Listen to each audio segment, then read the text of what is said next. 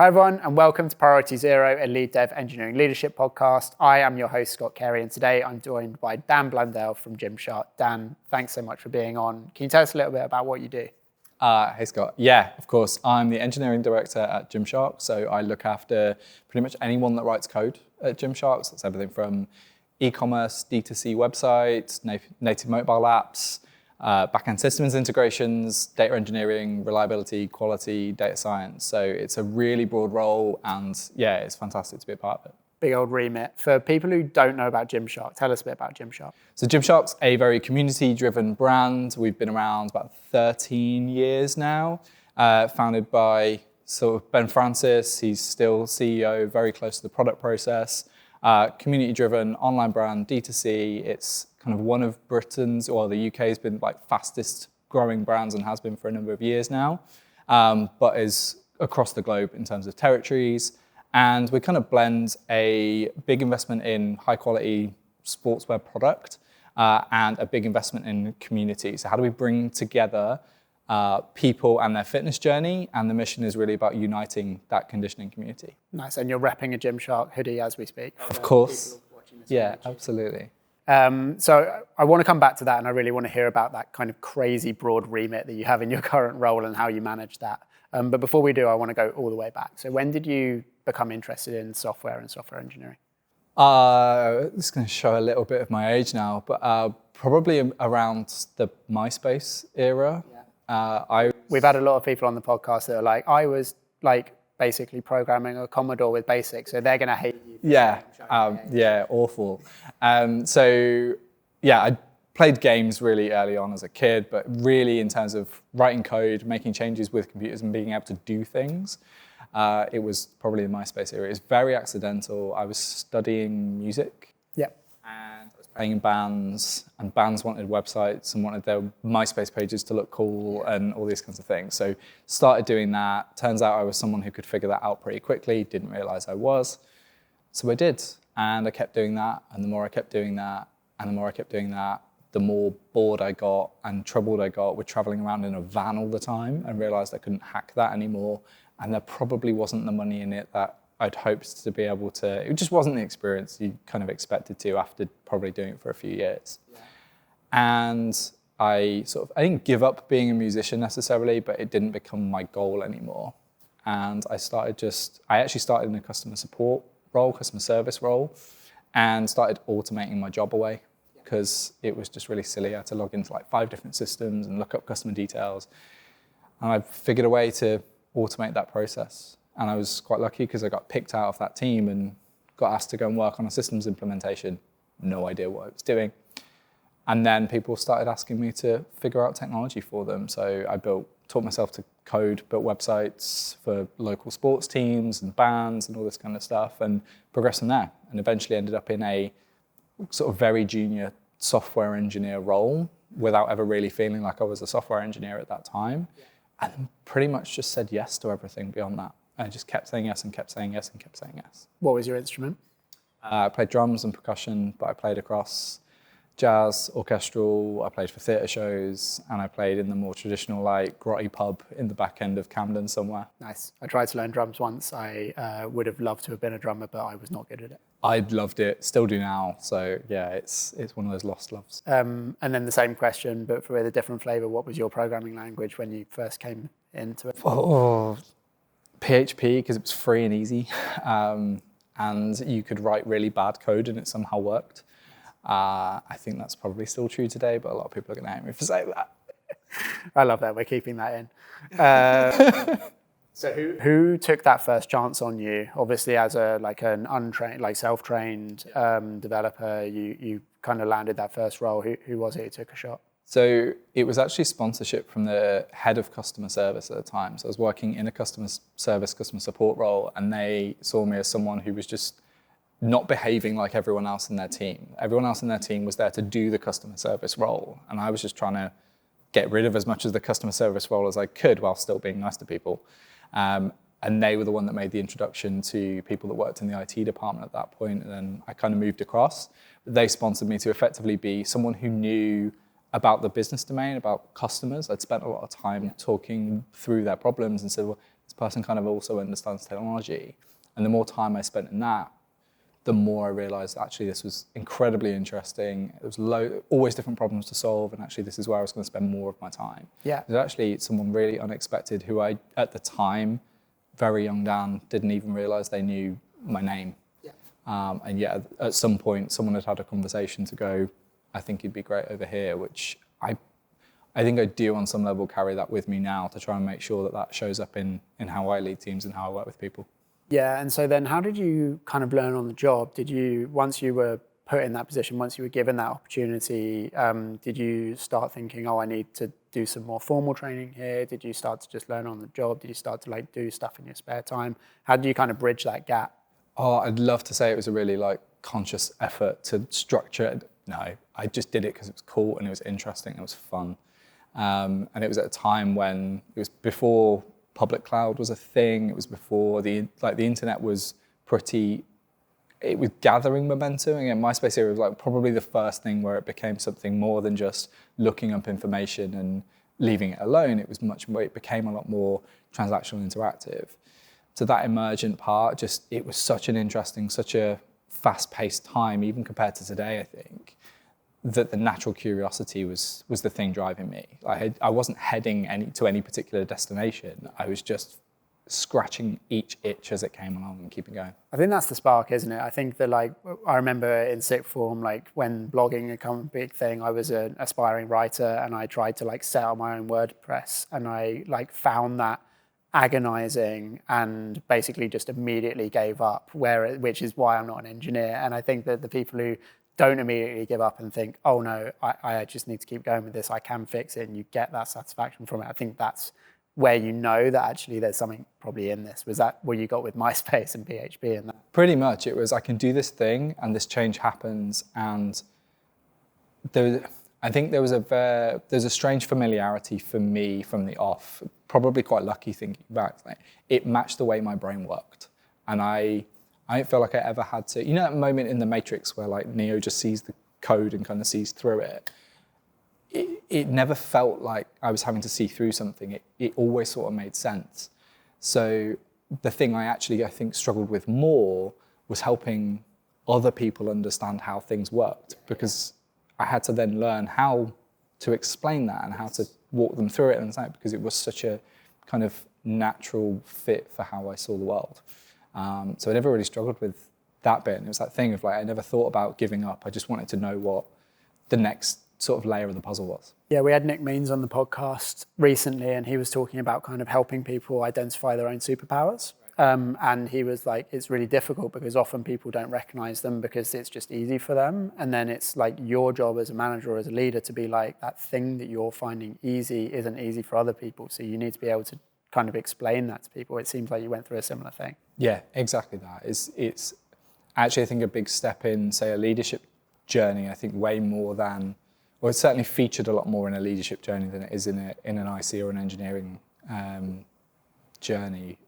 Mostly, I think, because a lot of engineers I've worked with fit the same kind of pattern in terms of how they've got there.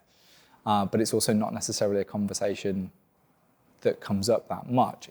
Very often the conversations have tended to be on how did you solve that problem, how do you see this thing, and it's more practical kind of working through a thing, rather than the conversations that tend to get had in the leadership space of really deconstructing the methodology or the framework or the thought process that got you there. So it's certainly a much more pivoting aspect of my career that towards that end is trying to find ways to explain things that I didn't realize I did. Yeah.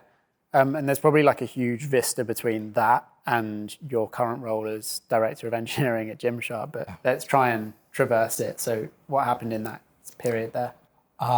So from effectively being someone who taught themselves to code, I said yes to an awful lot of things, mostly because each thing I didn't really know what I wanted to do. Yeah. Is the honest answer. And by saying yes to stuff, it unlocked more opportunities. And that became the pattern was, well, if I say yes to stuff, the next thing happens and I get curious and I'll follow down that path for a while. And Did you ever feel like the next thing wouldn't happen?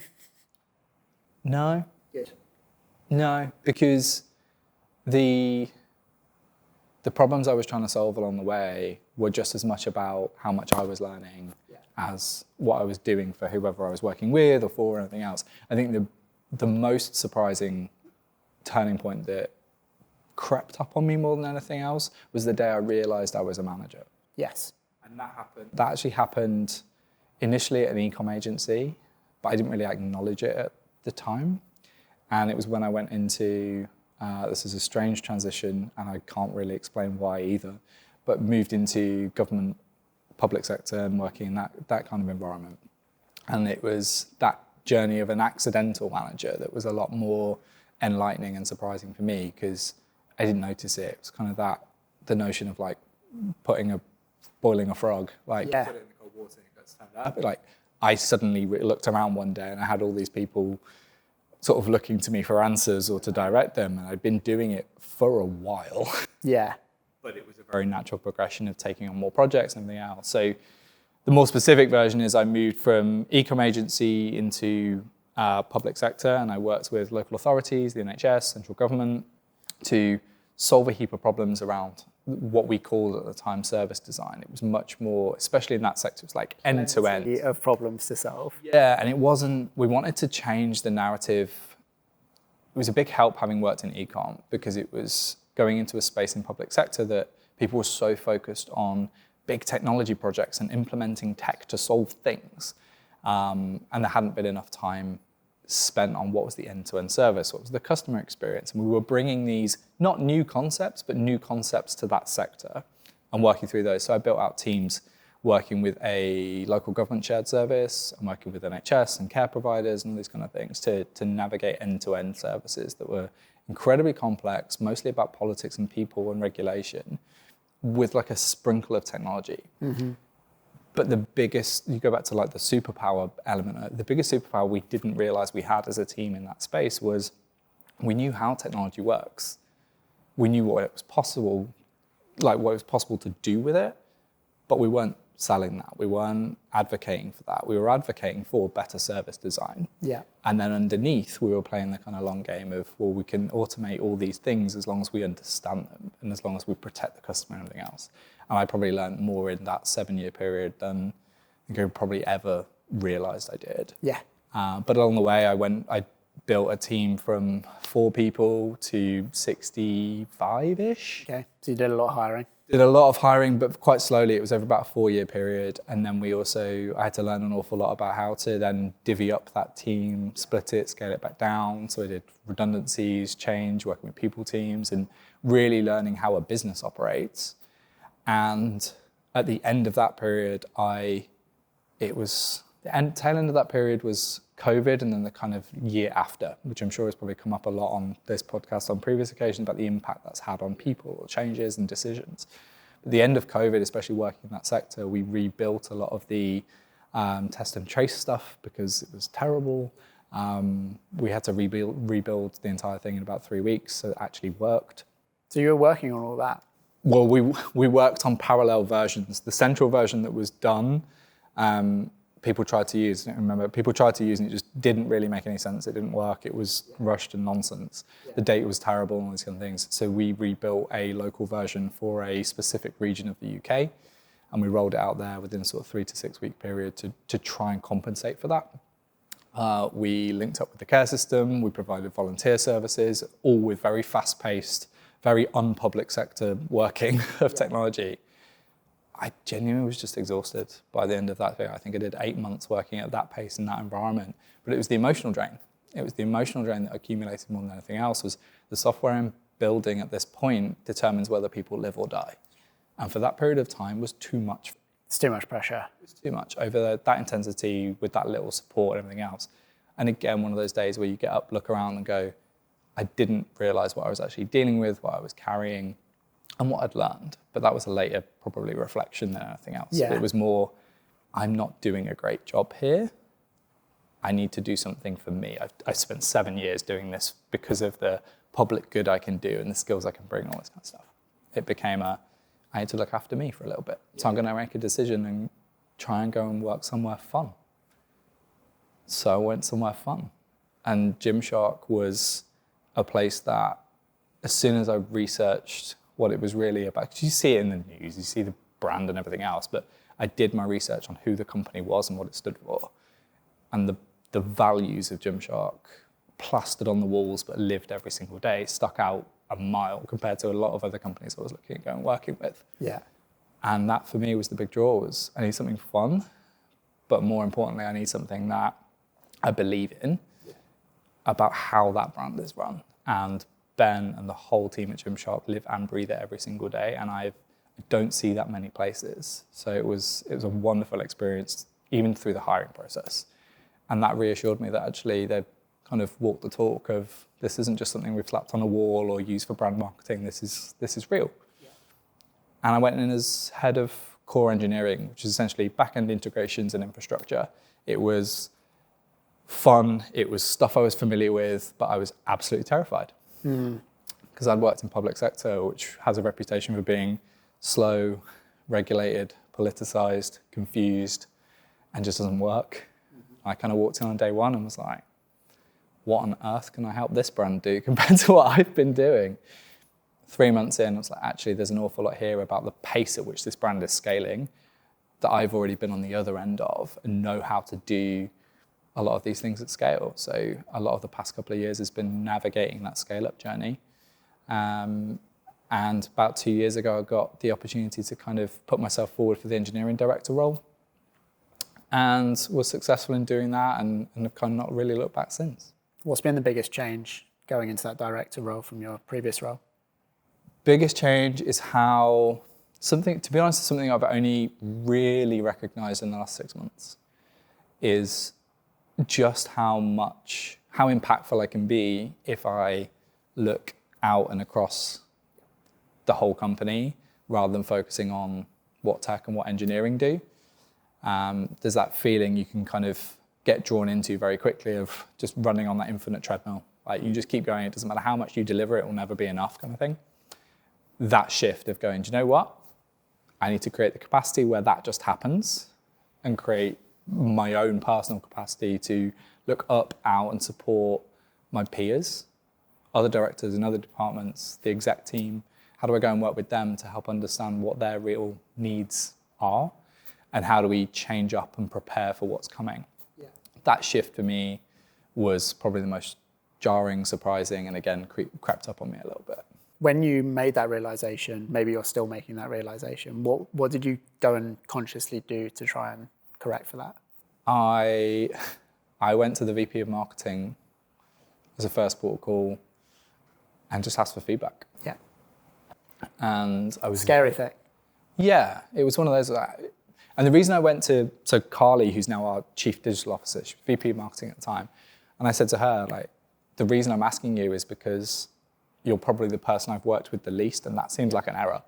So what's your impression of me? What am I doing well? What am I not doing well? What could I do better for you?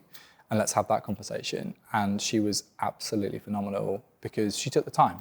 She took the time to turn around and give me something where she was incredibly supportive, but at the same time said, I don't get enough communication, I don't get enough understanding, and when I do, it's not necessarily about the right level of stuff. Mm-hmm. So I want to understand from how we have better conversations about that. And she did an incredible job of not making it my problem. Yeah. She made it our problem. And it was such a great introduction to that level of leadership alongside someone who went, I'm not just going to tell you need to improve X, Y, Z. I'm going to tell you how we're going to work together to do that. And that moment of going, oh, okay, this is how this can work, has just accelerated all those other conversations and given me the support and permission to go and do that with other VPs and directors across the business, to go, actually, this is my peer group and I'm not spending nearly enough time working with them. You took the words out of my mouth. It's that moment where you realize that your peer group is no longer engineering. Your peer group traverses the whole company, and so you have to kind of work out how to speak their language a lot more. Is that what you've been kind of figuring out for the last 6 months? Yeah, and learning which parts are shifting.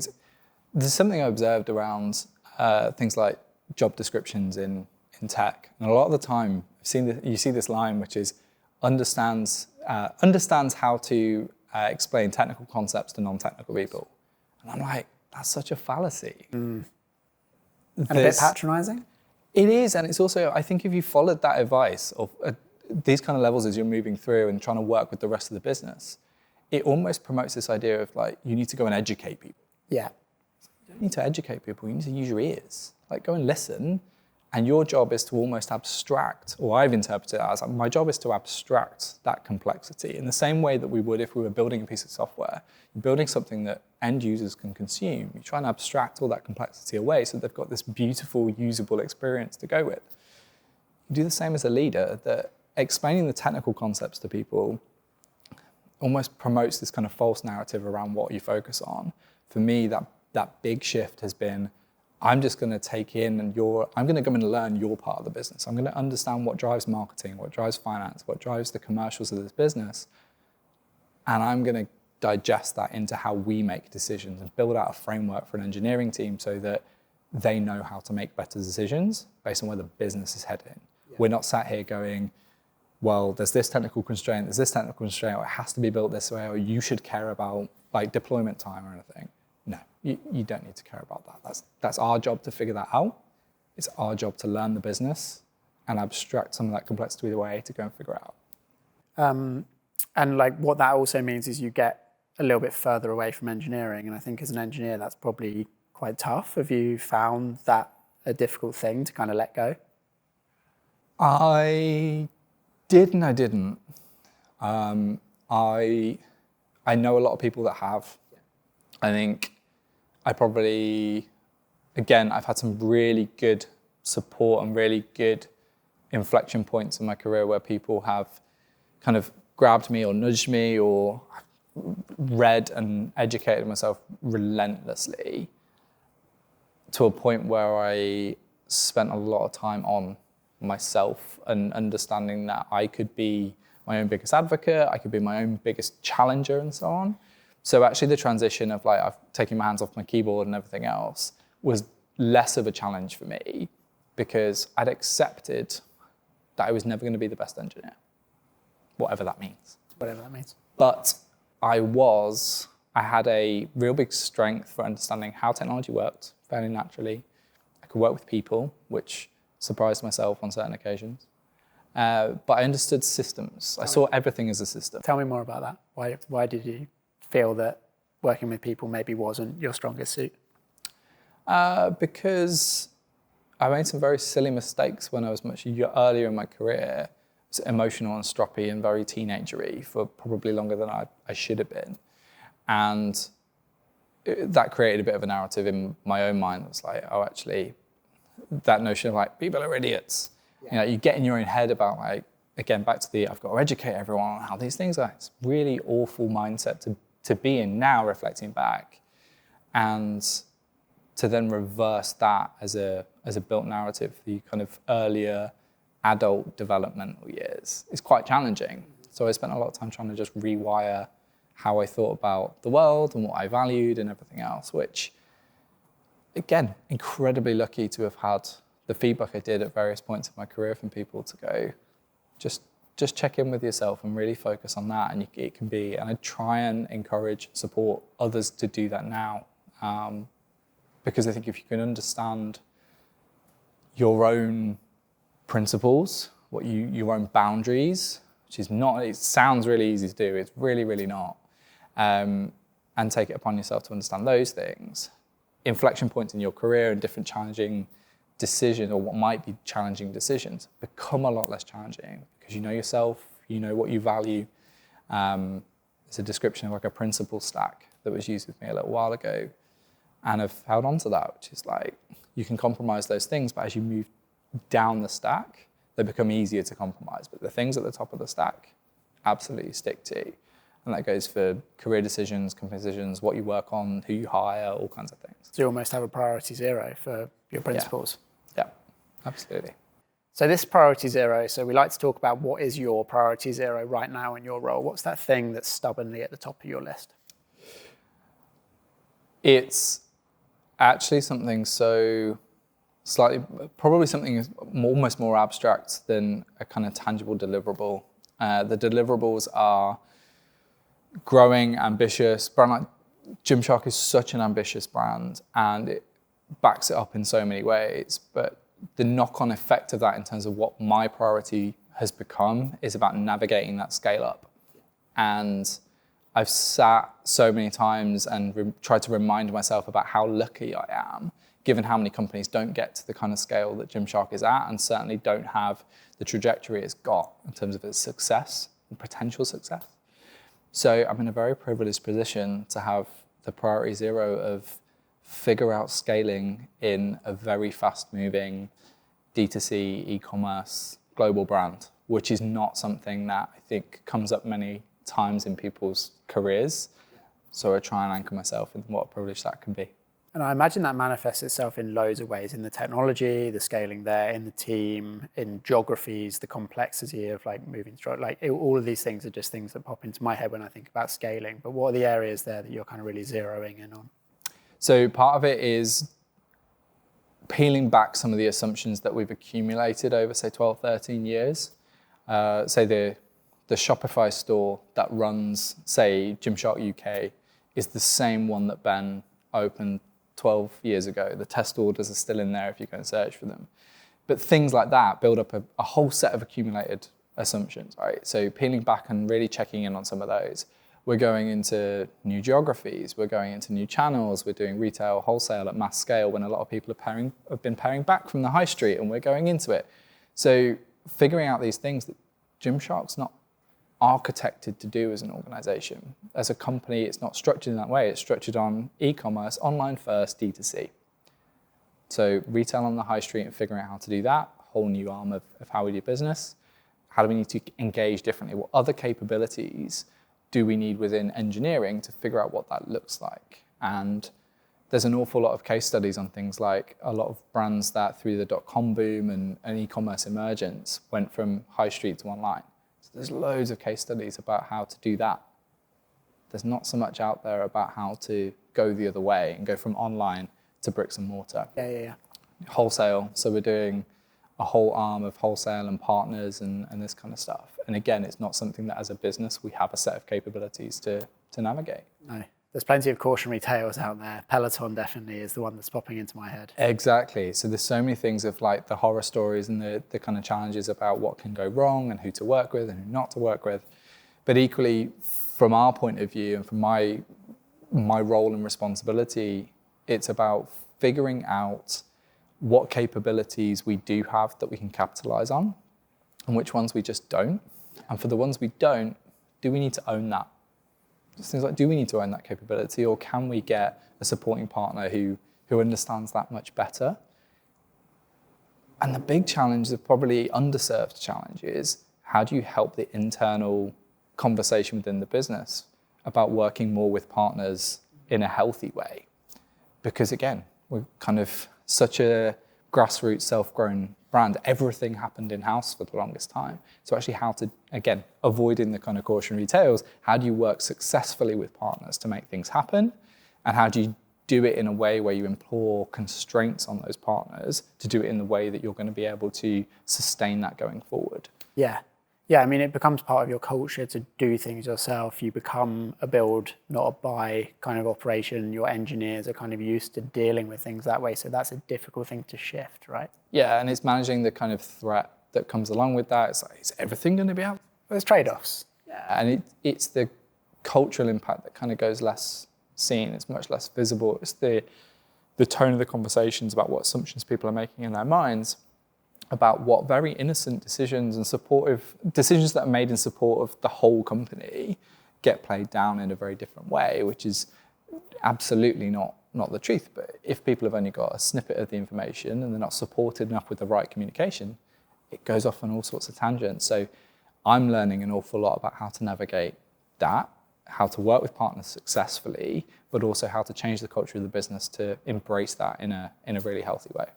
Yeah, and so that it's such a big priority zero. It's such a there's so many elements to it. Like, where do you start? Like, where do you start to attack a problem like that? For me, it's been about avoiding what I would normally do by default, which would be dive back into the detail, really understand it, and it's about how do I create a set of healthy constraints and guardrails and guidelines for the team to operate in, and a practice where we can check in more effectively about how we're doing. To be more specific, it's really about continuously assessing not just our org structure and how we're shaped and what we own, but we've done things like business capability mapping, like very specific things to support people in understanding what do we really do.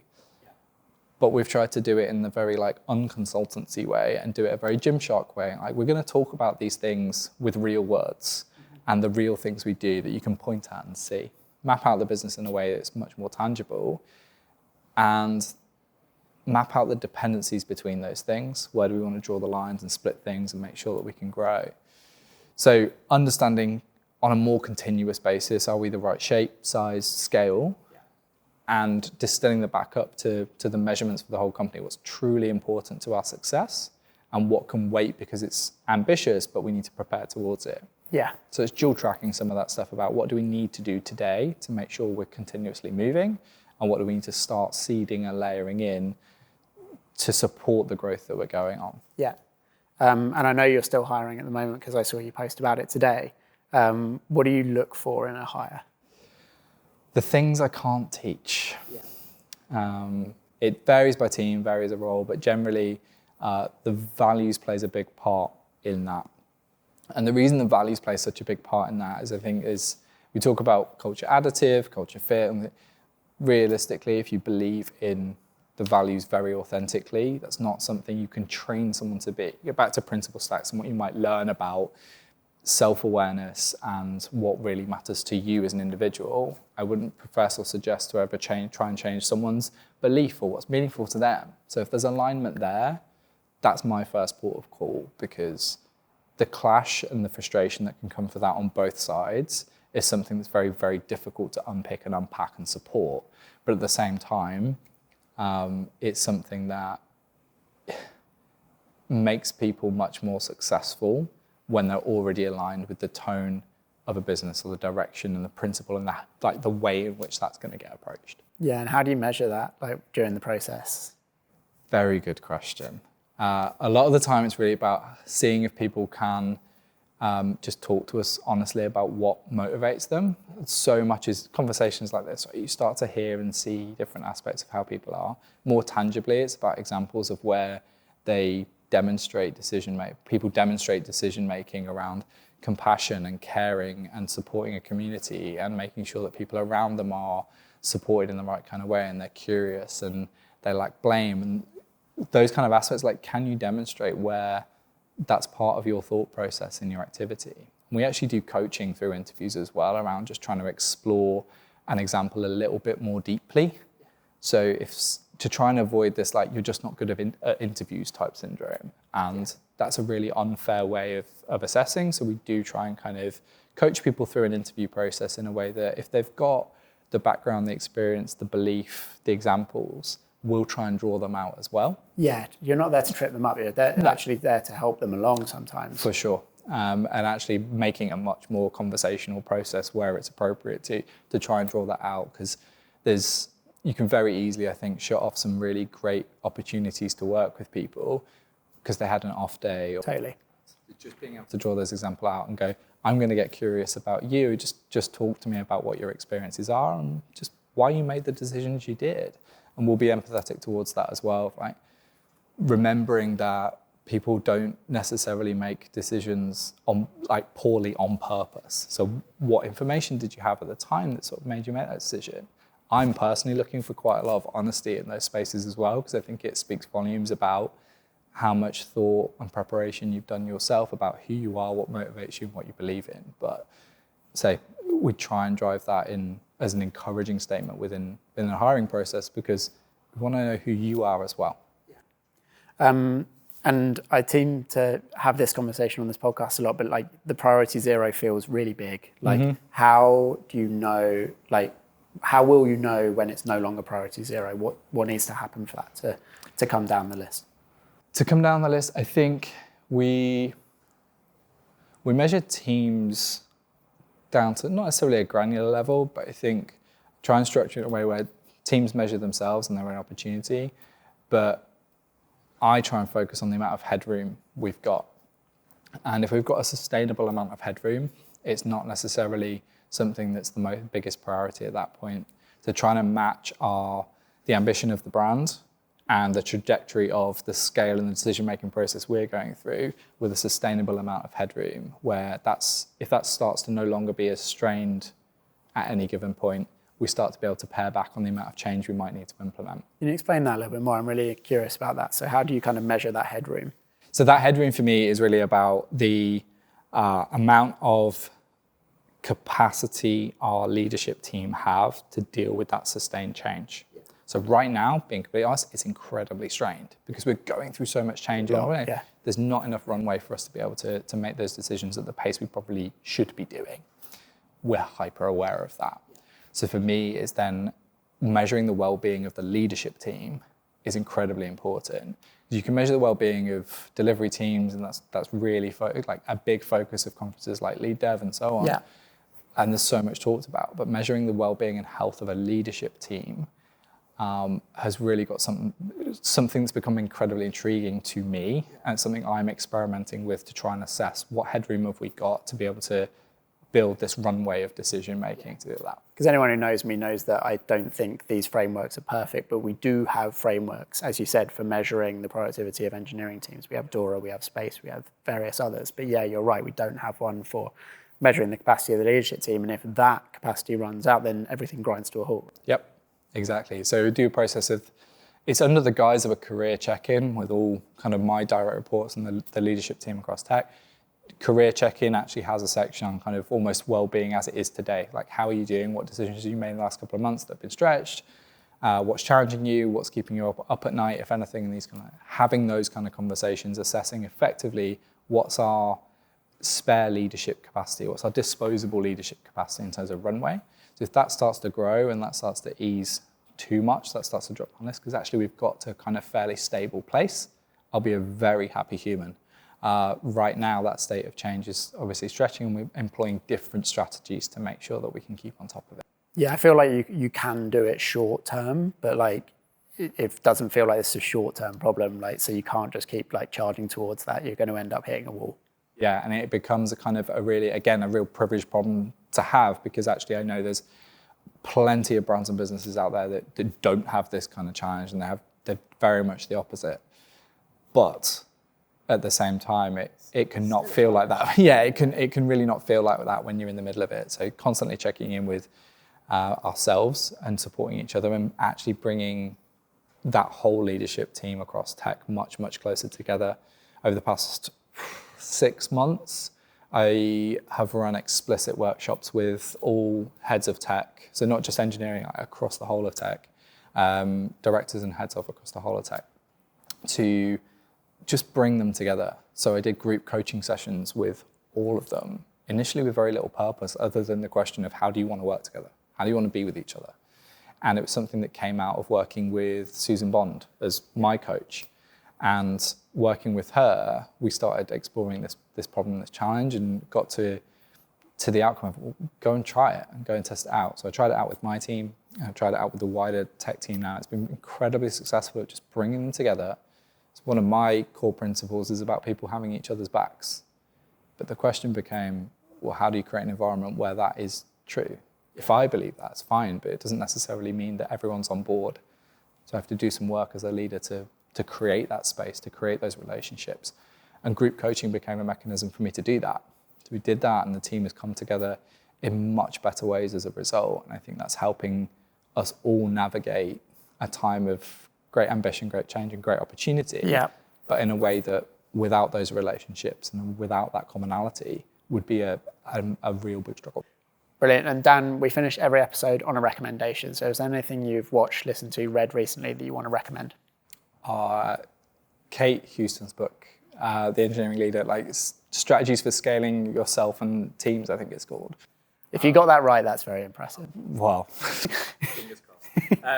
So funny story, I was actually on a podcast with Mary and Cate a few weeks back, I think it was around the same time the book was released. In fact, I know it was around the same time the book was released. Yes. It was on the webinar, and Cate was talking about her book, and I was like, that sounds amazing. I made a note of like the book's title and all these kinds of things. It's quite scary if I don't remember it. Made a note of the book's title, was like, I must go and all of that, everything else.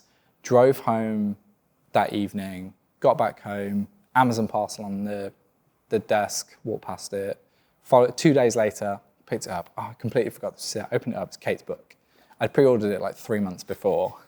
And I messaged Mary, I was like, you'll never guess. But I think I read it in about 4 days because it was just such an engaging, funny, relevant, useful narrative. It's written brilliantly. And I think anyone who's managing managers, probably useful to people that are managing a team, to be quite honest, but anyone that's kind of looking for that career path and ways to support themselves, it is an absolutely brilliant primer, reminder. It's great. Love it. Top takeaway? That your current job is only a blip on your career. Nice. Love it. Well, Dan, thanks so much for taking the time. It was really great having you on, and I'll see you again soon. I really appreciate it. Cheers, Scott. Thank you again for listening to Priority Zero, a Lead Dev podcast. Remember, you can get us wherever you get your podcasts, Apple, Spotify. But when you do, please remember to like and subscribe so you don't miss an episode. And we hope to see you at the next one.